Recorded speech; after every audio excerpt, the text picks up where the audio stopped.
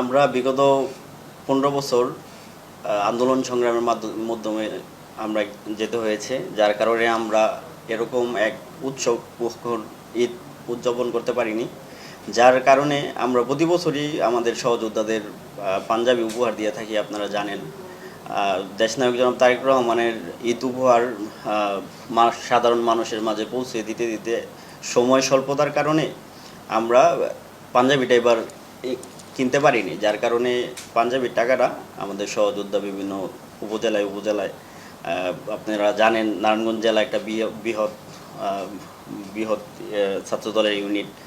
তো প্রতিটা উপজেলায় উপজেলায় আমরা ছাত্র নেতাদেরকে ঈদের পাঞ্জাবি কেনার সাধারণত আপনারা জানেন আমি পড়াশোনার পাশাপাশি বিভিন্ন সরকারি বৈধ ব্যবসার সাথে জড়িত আছি, যে ব্যবসা থেকে আমি বিগত দিনেও আমার পরিবার এবং আমাদের সহযোদ্ধাদের সংগঠনের পিছনে আমি ব্যয় করে থাকি।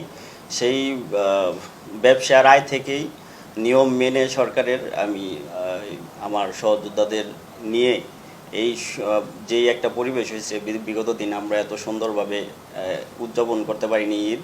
যার কারণে সবাই যেন ঈদ সুন্দরভাবে উদযাপন করতে পারে এবং কেউ যেন এই সুন্দর ঈদটা বঞ্চিত না হয়, এর জন্য সবাইকে ঈদ উপহার দিই।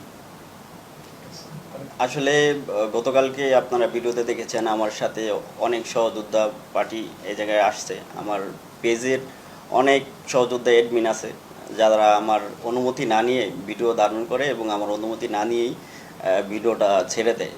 যেহেতু মানে উপহার থাকবে গোপনে, সেটা তো ওপেন হওয়ার কোনো কারণ নেই। এটা আসলে আমার ভুল হয়েছে এবং আমার সহযোদ্ধাদের আমি এই বিষয়ে খুবই সতর্ক করেছি এবং আমি ভবিষ্যতে সতর্ক হব এরকম ভুল কাজ যেন আমার দ্বারা না হয়।